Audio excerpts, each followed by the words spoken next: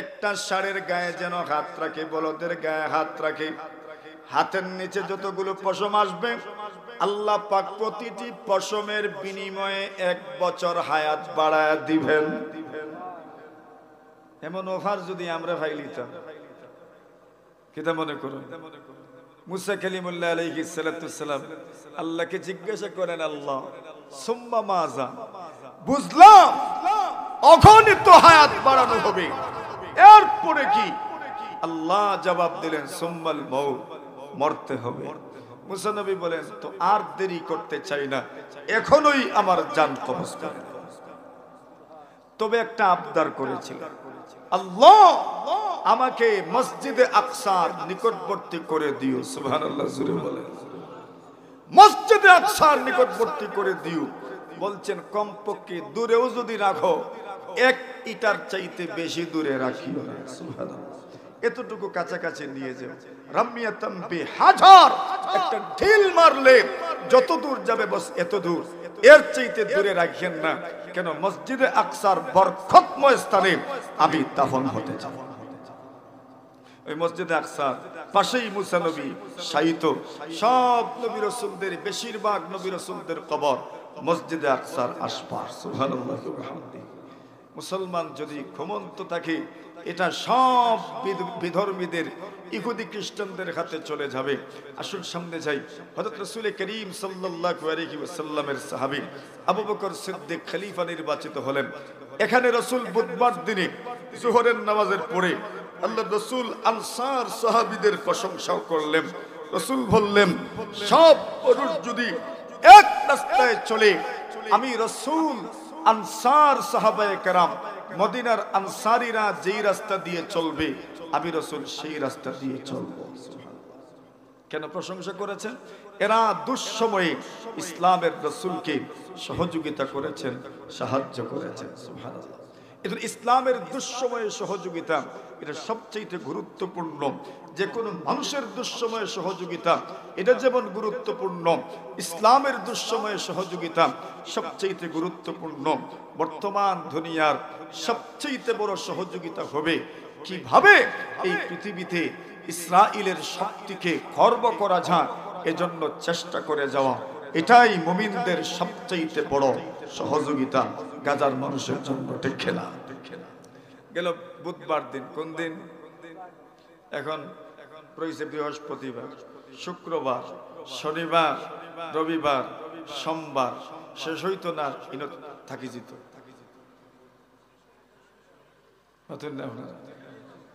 শেষ হইতো কোন দিন গেছে? বুধবার।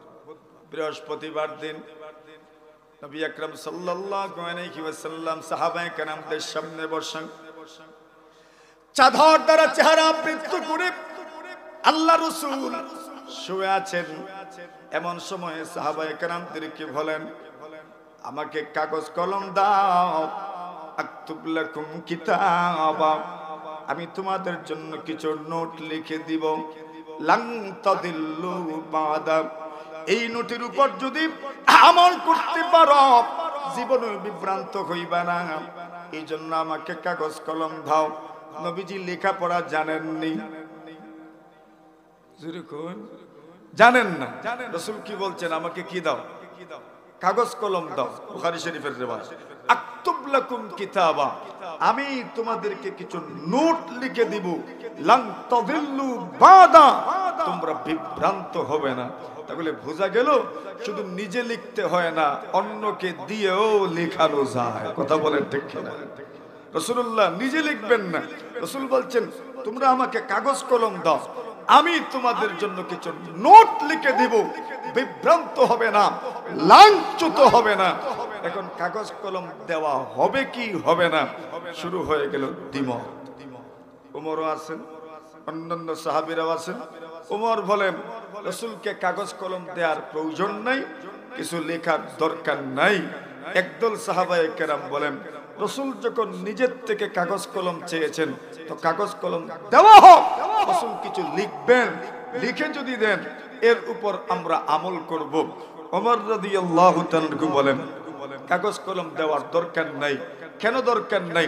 ওমর বলেন হাসবুনা কিতাবুল্লাহ, আমাদের সামনে আল্লাহর কিতাব আছে, নবীর রেখে যাওয়া সুন্নত আছে, যত কিছুর দরকার আল্লাহর কিতাব এবং নবীর সুন্নত থেকে আমরা নিয়ে নিব। সুবহানাল্লাহ জোরে বলেন। হবে না আল্লাহর রাসূল যদি নতুন কিছু লিখেন আর যদি এটা ব্যাখ্যা সাপেক্ষ হয়, রাসূল যদি দুনিয়া থেকে বিদায় হয়ে যান, উম্মত আরো বিভক্ত হয়ে যাবে। এই জন্য নতুন কিছু লেখানোর দরকার নাই, বিতর্ক সৃষ্টি করার দরকার নাই। ওমরের রায়টা কি পরিমাণ গুরুত্ব ছিল, নবীজি সাল্লাল্লাহু আলাইহি ওয়াসাল্লামের সাহাবীদের মধ্য থেকে হযরত ওমর এই পরিমাণ গুরুত্বপূর্ণ এক ব্যক্তিত্ব। ওমরের সিদ্ধান্তগুলো এত গুরুত্বপূর্ণ সিদ্ধান্ত, আল্লাহ রাসূল সাল্লাল্লাহু আলাইহি ওয়াসাল্লামের স্ত্রী আম্মা জান আয়েশার বিরুদ্ধে যখন জিনার অপবাদ রটানো হলো, আল্লাহর রাসূল আয়েশাকে বাবার বাড়িতে পাঠিয়ে দিলেন। নবীজি সাল্লাল্লাহু আলাইহি ওয়াসাল্লাম সাহাবায়ে কেরামদেরকে নিয়ে পরামর্শে বসলেন। আলী রাদিয়াল্লাহু তাআলা আনহুকে নিয়ে পরামর্শে বসলেন, উমরও পরামর্শে বসলেন, গুরুত্বপূর্ণ সাহাবীরা পরামর্শে বসলেন। আলীকে বললেন, আলী একে তো দামান কুটুম, একে তো মেয়ের জামাই, পরামর্শটা গুরুত্বপূর্ণ পরামর্শ, বুদ্ধিও মাশাআল্লাহ অনেক বুদ্ধি। আলী রাদিয়াল্লাহু তাআলা পরামর্শ দিলেন, ইয়া রাসূলুল্লাহ, আয়েশাকে যদি আপনি তালাক দিয়ে দেন কোনো অসুবিধা হবে না, যার বিরুদ্ধে জিনার অপবাদ এসেছে তাকে আপনি তালাক দিলেই তো কিচ্ছা খতম হয়ে যায়। আল্লাহর রাসূল সাল্লাল্লাহু আলাইহি ওয়াসাল্লাম উমরকে বললেন, উমর তুমি একটু পরামর্শ দাও। ওমর রাদিয়াল্লাহু তাআলা বললেন, ইয়া রাসূলুল্লাহ, আমি যদি পরামর্শ দিতে যাই আপনাকে আগে প্রশ্ন করতে চাই, আপনি যে আয়েশাকে বিয়ে করলেন, আয়েশা এবং আপনার বিয়ের মধ্যখানে উকিল কে ছিলেন? উকিল বিয়া করলে কিতা লাগে? যে কোনো সমস্যাত মানুষে খারে মাথায়, জুড়ে কয় উকিল রে মাথায়। এখন হযরত রাসূল আকরাম সাল্লাল্লাহু আলাইহি ওয়াসাল্লাম কে প্রশ্ন করলেন, ইয়া রাসূলুল্লাহ, আয়েশাকে যে আপনি বিয়ে করলেন উকিল ছিলেন কে? রাসূলুল্লাহ বলেন, আয়েশা আর আমার বিয়ের মধ্যখানে উকিল তো স্বয়ং আল্লাহ। আর জোরে উকিল স্বয়ং কেমনে? রাসূলুল্লাহ বলেন, একদিন জিবরিল আমিন আলাইহিস সালাতু ওয়াস সালাম রেশমের কাপড় দিয়ে পেঁচিয়ে একজন মেয়ের ফটো, চেহারা, সুরত, আকৃতি আমার সামনে নিয়ে আসলেন আর বললেন, দেখেন তো পছন্দ হয় কিনা।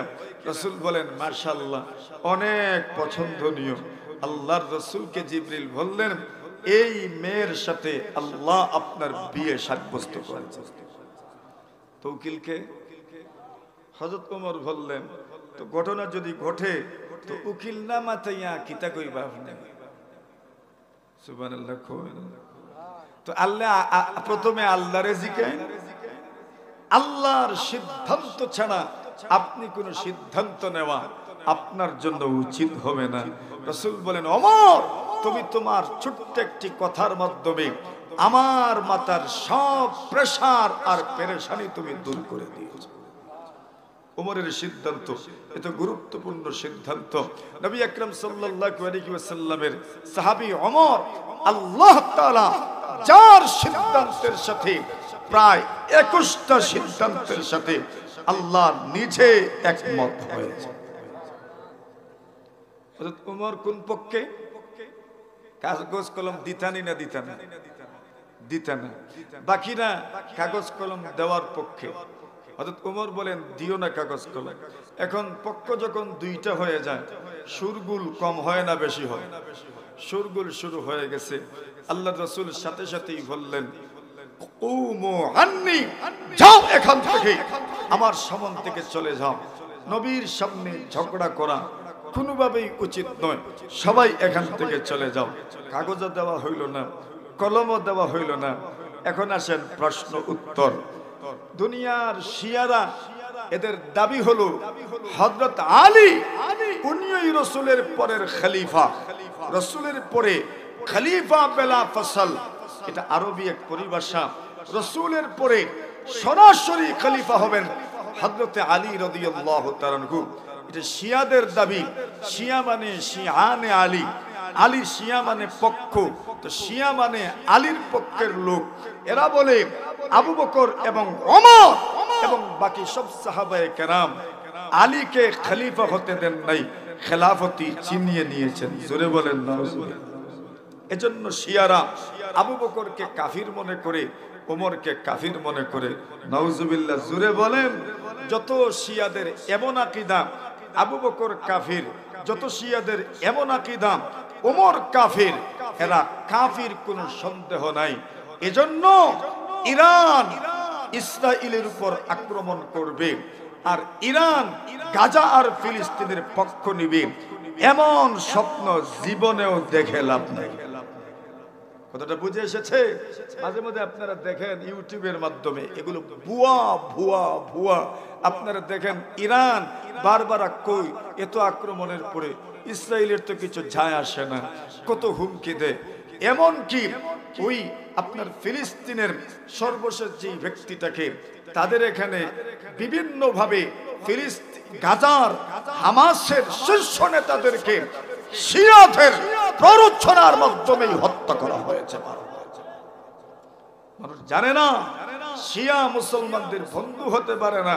যারা আবু বকরকে কাফির বলে, যারা আম্মা জান আয়েশাকে জিনাকারিনী বলে, এরা আর কিছু হোক না হোক মুসলমানদের বন্ধু হতে পারে না।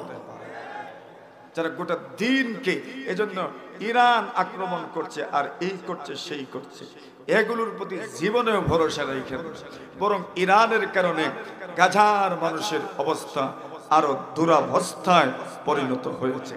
মেরে মোহতরম হাজিরিনে কেরাম, কথাগুলো এই জন্যই টেনে আনা। দুশ্মন দুস্থ তো চেনার দরকার। আল্লাহ রসুল বলেছেন এমন একটা সময় আসবে মানুষ দুস্থও চিনবে না, দুশ্মনও চিনবে না, শত্রু চিনবে না, বন্ধু চিনবে না। মুসলিম বিশ্বের আসলেই বন্ধুকে এটাও চিনবে না, মুসলিম বিশ্বের আসলেই শত্রুকে এটাও কেউ চিনবে না। এই অবস্থা বর্তমানে শুরু হয়ে গেছে। আসুন নবী আকরাম সাল্লাল্লাহু আলাইহি ওয়াসাল্লামের বৃহস্পতিবার দিনের মোটামুটি কারগুজারি গেল। এখন কোন দিন? শুক্রবার। নবী আকরাম সাল্লাল্লাহু আলাইহি ওয়াসাল্লাম অসুস্থ। জুমার নামাজ আল্লাহর হাবিব বিশ্বনবীজি সাল্লাল্লাহু আলাইহি ওয়াসাল্লাম নামাজ পড়তে পারেন নাই, এই পরিমাণ অসুস্থ। জাবির ইবনে আব্দুল্লাহ রাদিয়াল্লাহু তাআলা আনহু বলেন, আমি নবীজি সাল্লাল্লাহু আলাইহি ওয়াসাল্লামকে বলতে শুনেছি, লা ইয়ামুতু আহাদুম মিনকুম ইল্লা ওয়া হুয়া ইহসিনু যান্না বিল্লাহ। আল্লাহ রাসূল ইন্তেকালের আগে শুক্রবার দিনে রাসূল বলেছেন, এই দুনিয়ার মানুষ, কোন মানুষ যেন আল্লাহর ব্যাপারে নেক ধারণা না নিয়ে যেন মারা না যায়। এই কথার ওজন কি পরিমাণ! আল্লাহর ব্যাপারে নেক ধারণা নিয়ে যেন মারা যায়, এর মানে কি আল্লাহর ব্যাপারে নেক ধারণা আছে কি নাই এটা সকলের কাছে প্রশ্ন। নিজের জীবনের সাথে একটু মিলান, দেখেন আল্লাহ আমার সাথে কি ব্যবহার করতে পারেন, কোন ধরনের ধারণা আপনার আছে, শুধু অনুভব করে আল্লাহ আপনার সাথে কি ব্যবহার করবে, ধারণা কি হয়। নেক আল্লাহ আমাকে মাফ করবেন নাকি মাফ করবেন না, কি ধারণা হয়? ধারণা তো সৃষ্টি হয় অতীত পারফরমেন্সের উপর। তাহলে অতীত দেখেন, কাটেন, দেখবেন আমার কাছে মনে হয় আল্লাহ আমাকে জাহান্নামে দিবেন, আপনার কাছে মনে হতে পারে আল্লাহ আপনাকে জান্নাতে দিবেন, আপনার কাছে মনে হতে পারে আল্লাহ জাহান্নাম আর জান্নাতের মাঝখানে রাখবেন। ধারণা আপনার অতীত বিবেচনায় ধারণা গভীর। রাসূল বলেছেন, নেক ধারণা না নিয়ে মারা যেও না, এর মানে আল্লাহর ব্যাপারে ধারণা যেমন আল্লাহ আপনার সাথে ব্যবহারও করবেন। তো এখন কোন চাই কি যার ধারণা আমরা আল্লাহর সাথে মনে হয়নি আল্লাহ মাফ করবেন, মাতুন না অতীত পারফরমেন্স। রাসূল বলছেন নেক ধারণা না নিয়ে মারা যেও না, এর মানে রাসূল বুঝাইতে চাচ্ছেন আল্লাহর সাথে কি ধারণা হওয়া উচিত। আল্লাহ তো নিজেই বলে দিয়েছেন, আনা ইনদা যান্নি আবদি বি, আমার বান্দা বান্দি আমার ব্যাপারে যেমন ধারণা পোষণ করবে আমি তাদের সাথে এমন ব্যবহার করব। আপনার ধারণা যদি হয় আল্লাহ তাআলা আপনাকে খুব কঠিন পরিশ্রম না করাইয়া খাওয়াইবেন না, নামাজ রোজা ছেড়ে ইবাদত কাজ না করলে আল্লাহ আপনাকে খাওয়াবেন না, আল্লাহ আপনার জন্য এই পথটাই বরাদ্দ রাখবেন। আর যদি আপনার মনে হয় নামাজ রোজা করে যা রুজি করব আল্লাহ এতটুকুতেই আমার জীবন চালাবেন, আল্লাহ আপনাকে এভাবেই চালাবেন। সন্দেহ আছে? আর আপনার যদি মনে হয় নামাজ রোজা ছাড়িয়া যদি রুজি না করি আল্লাহ খাওয়াইতা না, তো আপনার জন্য এই জীবন। আর আপনি যদি মনে করেন নামাজ রোজা ভরিয়াও আল্লাহ খাওয়াইবা, আপনার জন্য এই জীবন। কথা ক্লিয়ার না? একদম স্পষ্ট কথা। গেল কয়দিন? শুক্রবার। এখন কোন দিন? নবী আকরাম সাল্লাল্লাহু আলাইহি ওয়াসাল্লাম হাসান হুসেনকে ডাকলেন, ফাতেমাকেও ডাকলেন, স্ত্রীদেরকেও ডাকলেন, নসিহত করলেন। হাসানকে চুমা দিলেন, হুসেন রাদিয়াল্লাহু তাআলাকে চুমু দিলেন, ফাতেমাতুজ জাহরা রাদিয়াল্লাহু তাআলার সাথে কানাকানি করলেন। প্রথমবার যখন কানাকানি করেন ফাতেমা কেঁদে উঠলেন, একটু পরে আবার কানাকানি করলেন, ফাতিমা এইবার মুস্কি হাসি দিলেন। আম্মাজান বলেন, কেন রাসূল কানাকানির প্রথম পর্যায়ে ফাতেমা কাঁদলেন, দ্বিতীয়বার কানাকানির সময় ফাতেমা মুস্কি হাসি দিলেন? কারণটা রহস্যটা উদ্ঘাটন করতে চাইলাম আমি। আল্লাহর রাসূল সাল্লাল্লাহু আলাইহি ওয়াসাল্লামের স্ত্রী হযরত আয়েশা বলেন, আমি ফাতেমাকে বললাম, ফাতেমা প্রথমবার আল্লাহ রাসূল যখন তোমার সাথে কানাকানি করলেন তখন তুমি কাঁদলা, দ্বিতীয়বার যখন কানাকানি করলা তখন তুমি মুস্কি হাসি দিলে, কারণটা কি জানতে চাই? ফাতেমা বলতে চান না, আম্মা জান কেউ বলতে চান না, এ তো সিক্রেট বিষয়, রাসূল বলেছেন। শেষ পর্যন্ত ফাতেমা বলতে বাধ্য। ফাতেমা বলেন, আম্মা জান আমার সঙ্গে যখন আব্বা জান প্রথমে কানাকানি করেন তখন আমাকে বলেছেন, ফাতেমা তোমার আব্বা জান এই রোগেই দুনিয়া থেকে বিদায় হয়ে যাবেন। মেয়েরা তো এমনিতেই বাবাদের ভক্ত থাকে, মেয়েরা এমনিতেই বাবাদের ভক্ত থাকে। মেয়েরা যেই পরিমাণ মহব্বত করে বাপদেরকে, ছেলেরাও এই পরিমাণ মহব্বত করে না, ঠিক না? এই জন্য রাসূলুল্লাহ বলছেন, ও উম্মত মনে রেখো, শুনে রেখো, লা তাকরাহুল বানাত, মেয়েদেরকে অপছন্দ করো না, ফা ইন্নাকুন্নাল মুনিসাতুল গালিয়াত। আল্লাহ রাসূল বলেন, মেয়েরা হচ্ছে অন্তরঙ্গ সম্পর্ক স্থাপনকারী মহামূল্যবান সম্পদ, হচ্ছে মেয়ের জাত। মেয়েরা বাবাদের প্রতি যাদের মহব্বতের অকৃত্রিম মহব্বত, অলৌকিক মহব্বত, ভনিতা মুক্ত মহব্বত, মেয়েদের তাকে বাবাদের সাথে। এজন্য রাসূল বলেছেন, মেয়েদেরকে তোমরা অপছন্দ করো না, এরা যত দ্রুত অন্তরঙ্গ সম্পর্ক স্থাপন করতে পারে দুনিয়ার আর কেউ এত দ্রুত অন্তরঙ্গ সম্পর্ক স্থাপন করতে পারে না, ঠিক না? এই দুনিয়াতে সব বাবারা মেয়েদের কাছে দুর্বল। এজন্য শ্বশুর বাড়ি মেয়ে যখন বিয়ে দেওয়া হয় তখন মেয়ের বাড়ির কোন ধরনের দুঃখ কষ্ট শুনলে সবচেয়ে বেশি কষ্ট হয় কার? বাবা। সব কিছু বাবা করতে রাজি, দিতে রাজি। কেন? বলে আমার মেয়ের যেন কষ্ট না হয়, মেয়ের যেন কষ্ট না হয়। রাসূল বলছেন, রে উম্মত লা তাকরাহুল বানাত, মেয়েদেরকে তুমি অপছন্দ করো না, ফা ইন্নাকুন্নাল মুনিসাতুল গালিয়াত। এই পৃথিবীর জমিনে এত অন্তরঙ্গ সম্পর্ক স্থাপনকারী মহামূল্যবান সম্পদ আর কিছু হতে পারে না। সবচেয়ে মহামূল্যবান সম্পদ হচ্ছে মেয়ের জাত। ফাতেমা বলেন, আমি কাঁদলাম। এরপর রাসূল আমাকে বললেন, ফাতেমা মনে রেখো, আমার ইন্তেকালের পরে আমার খানদানের মধ্যে সবার আগে আমার সাথে সাক্ষাৎ হবে তোমার। রাসূল বলেন, ফাতেমা বলেন, যদিও মৃত্যুর সংবাদ। কি সংবাদ? আমার ইন্তেকালের পরে সর্বপ্রথম আমার খানদানের মধ্য থেকে তোমার মুলাকাত হবে আমার সাথে। যদিও মৃত্যু সংবাদ, কিন্তু আব্বা জানের সাথে আমার সাক্ষাৎ হবে, এর চাইতে বড় চাওয়া আর পাওয়া আমার জন্য আর কিছু হতে পারে না। এই জন্য অটোমেটিক মুস্কি হাসি আমার মুখ থেকে বের হয়ে গেছে।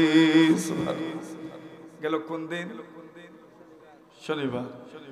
রবিবার দিন রাসূলুল্লাহ সাল্লাল্লাহু আলাইহি ওয়াসাল্লাম নিজের সব কিছু আল্লাহর রাস্তায় সদকা করে দিলেন। আর জোরে, কারণ কি? এই হুকুম আমাদের জন্য না, সবকিছু সদকা করে দেওয়ার হুকুম আমাদের জন্য না। আল্লাহর রাসূল সবকিছু কেন সদকা করে দিলেন? রাসূল বলেন, নাহনু মাআশিরুল আম্বিয়া লা নুরাস মা তারাকনা সাদাকা। নবী বলেন, আমরা নবীগণ আমাদের কোনো ওয়ারিশ হয় না, ফরাইজদার হয় না। আমরা যা সম্পদ দুনিয়াতে রেখে যাই সব আল্লাহর রাস্তায় সদকা হয়। আমাদের জন্য বিধান কি? আমাদের জন্য বিধান হইল, আল্লাহ রাসূল বলেন, আন তাদারা ওয়ারাসাতাকা আগনিয়া খায়রুল লাকা মিন আন তাদারাকুম আলাতান ইয়াতাকাফফুনান নার।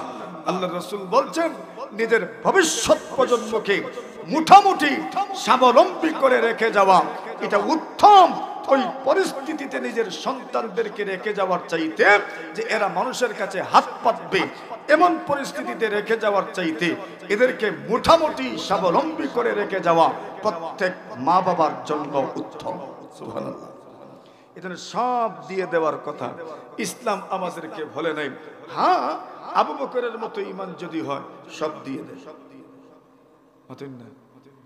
কার মতো ঈমান? আর আবু বকরের মতো ঈমান যদি না হয় তো বলছেন কি দিবেন? বলে অতিরিক্তটা দিয়েন, প্রয়োজন অতিরিক্তটা দিয়েন, সব দিয়েন না। কেন? সব আজকে দিবেন, কালকে নিচে হাত ফাটবে। আর আবু বকরের মতো ঈমান যদি হয় তো আপনি আজকে সব দিলেও হাত আর পাতবেন না। নবী জিজ্ঞাসা করবেন, কি রেখে এসেছো বাড়ির জন্য? আপনি বলবেন, আল্লাহর রাসূলকে রেখে এসেছি। সুবহানাল্লাহ, জোরে বলেন। কি রেখে এসেছো বাড়ির জন্য? বলে আল্লাহ এবং তার রাসূল রেখে এসেছি, কিছুই রেখে আসি নাই, সব নিয়ে এসেছি আপনার সাথে। রাসূল বলে, কি রেখে এসেছো বাড়ির জন্য? বলে আল্লাহর রাসূলকে রেখে এসেছি। ঈমান আবু বকরের ঈমান, সব দিয়ে দেন।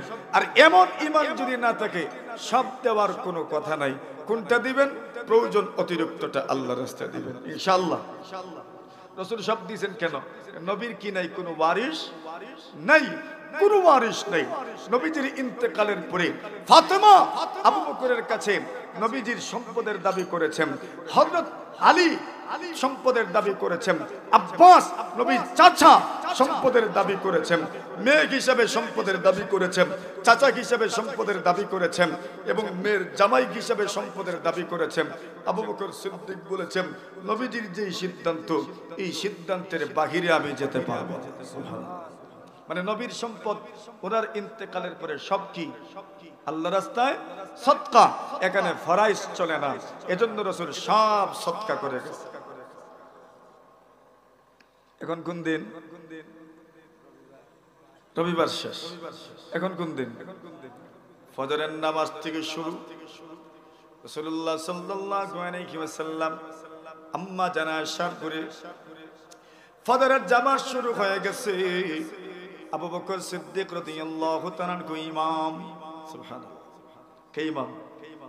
ইঙ্গিত হয়ে গেছে খলিফা কে হবে। আবু বকর সিদ্দিক ইমাম, নামাজ চলমান। নবীজি সাল্লাল্লাহু আলাইহি ওয়াসাল্লাম আম্মা জানা আয়েশার ঘরের পর্দাটা সরাইলেন। জামাত যখন চলমান দেখেছেন, নবীজি বড় খুশি হইলেন। নবীজির চেহারা এত উজ্জ্বল, এত সুন্দর, এত সুন্দর, এমনিতেই তো সুন্দর। আর রাসূল এতদিন অসুস্থ ছিলেন, চেহারার অন্যরকম অবস্থা ছিল। হঠাৎ করে যখন আজকে সুস্থ হয়ে গেছেন, এই পরিমাণ সুন্দর লাগছে রাসূলুল্লাহ সাল্লাল্লাহু আলাইহি ওয়াসাল্লামকে।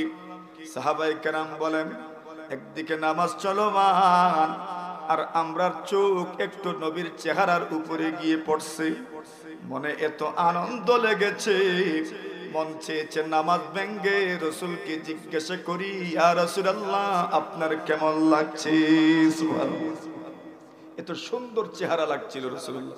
নামাজ ভেঙ্গে দিতে চেয়েছিলাম, নামাজ ভেঙ্গে রাসূলকে বলল, কেমন বোধ করছেন ইয়া রাসূলুল্লাহ? শেষমেশ কোনো মতে আবু বকর সিদ্দিক নামাজ শেষ করলেন, সকলেই নবীজির কাছে আসলেন, জিজ্ঞাসা করলেন, ইয়া রাসূলুল্লাহ কেমন লাগছে? নবী আকরাম বলেন, আলহামদুলিল্লাহ, সুস্থ হয়ে গেছে। ইন্তেকাল কোন দিন? সোমবারে, ওই দিনেই সকালে সুস্থ।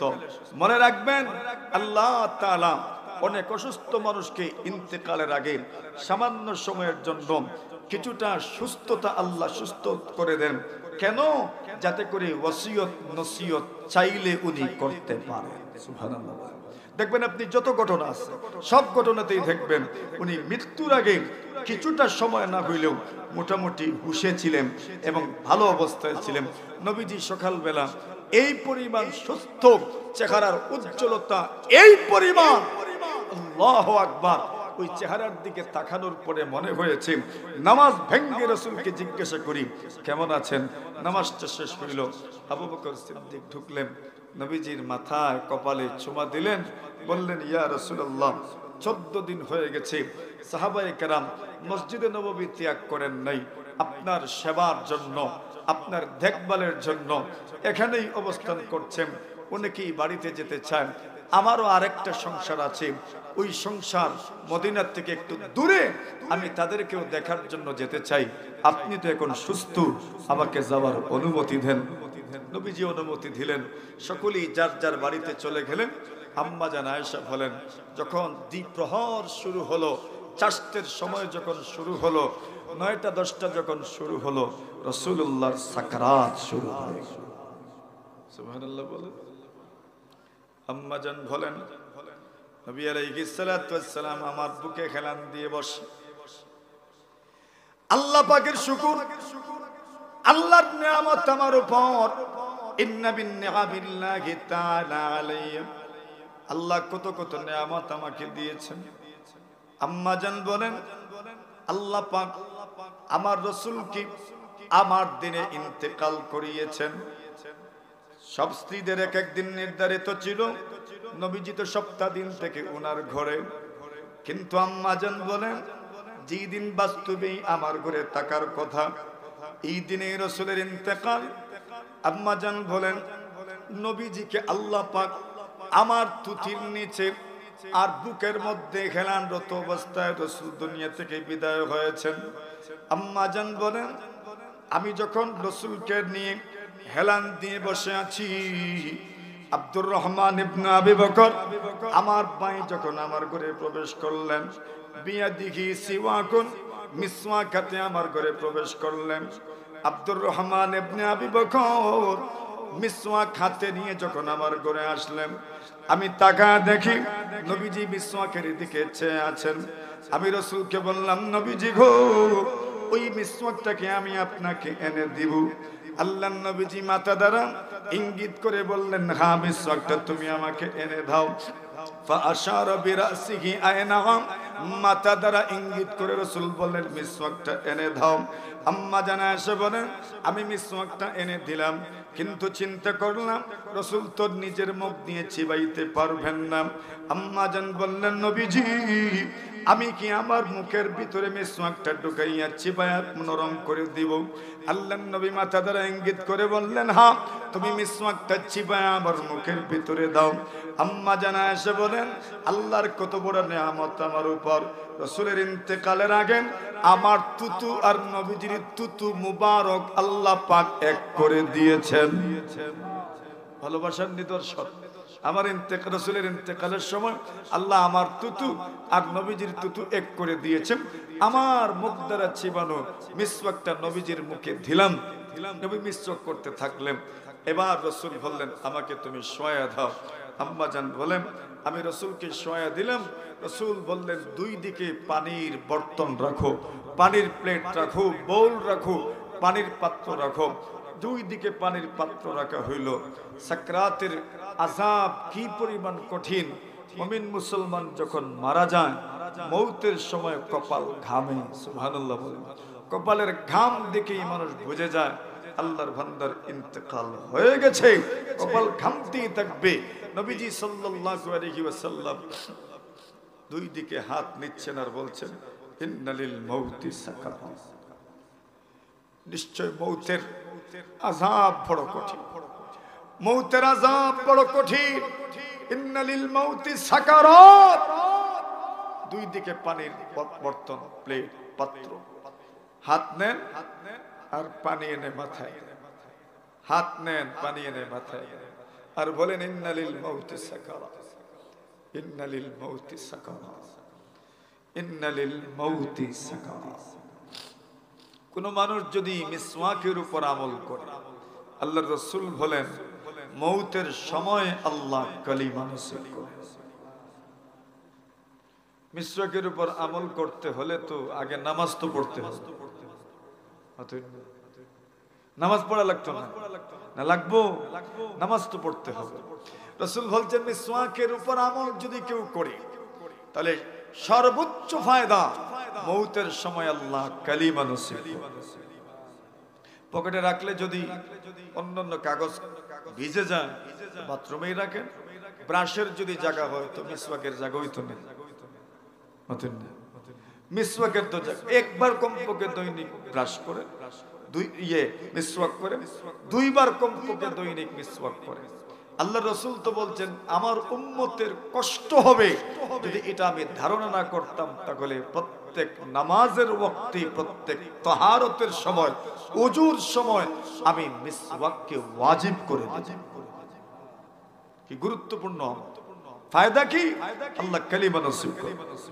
নবী আলাইহিস সালাম যদি দিকে হাত নেন আর বলেন ইন্নালিল মাউতি সাকারাত, আম্মা জান বলেন তাকায় দেখে নবী যে হাত উপরের দিকে নিয়েছে, হাত উপরের দিকে তুলেছেন আর গুনগুন করে কি যেন পড়ছেন, আমিও শুনতে পাই না, নিজেকে বড় অপরাধী মনে করি।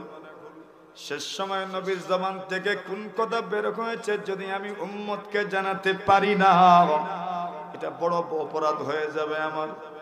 আমি আর একটু মনোযোগ দিলাম, এইবার শুনি রাসূল পড়ছেন মাআল্লাযীনা আনআমাল্লাহু আলাইহিম মিনান নাবিয়্যিন ওয়াস-সিদ্দীকীন ওয়াশ-শুহাদা'i ওয়াস-সালিহিন।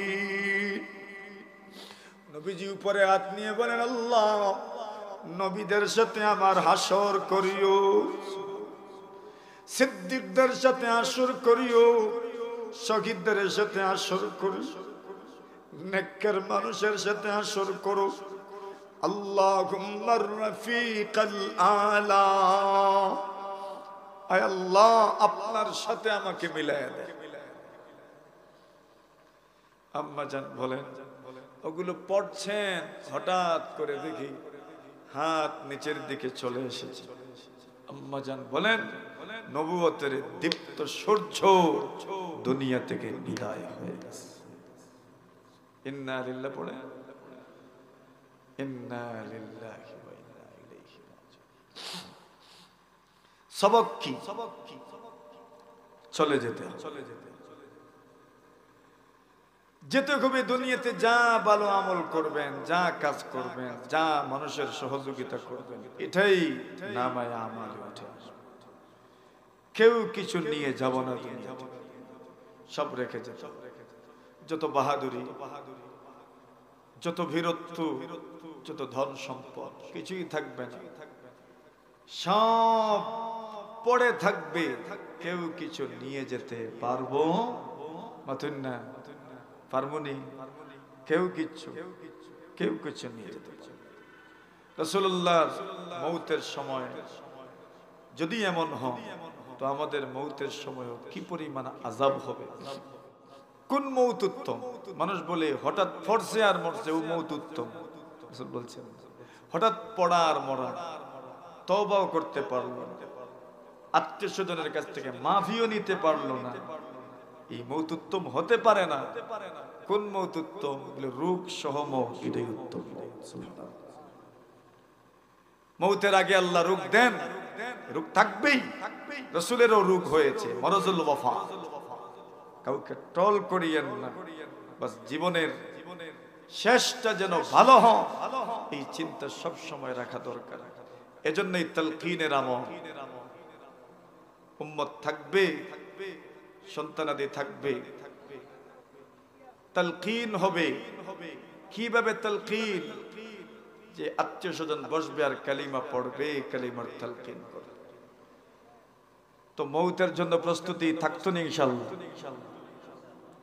আগামী বছর হুব্বে রাসূল সাল্লাল্লাহু আলাইহি ওয়াসাল্লাম ইসলামী যুব সংঘের উদ্যোগে মাহফিল হইতো না ইনশাআল্লাহ। খারা খারা সাইনাত খান তুলুন, নারায়ে তাকবীর, দ্বীন ইসলাম। তো আগামী বছর ওয়াজ হইতো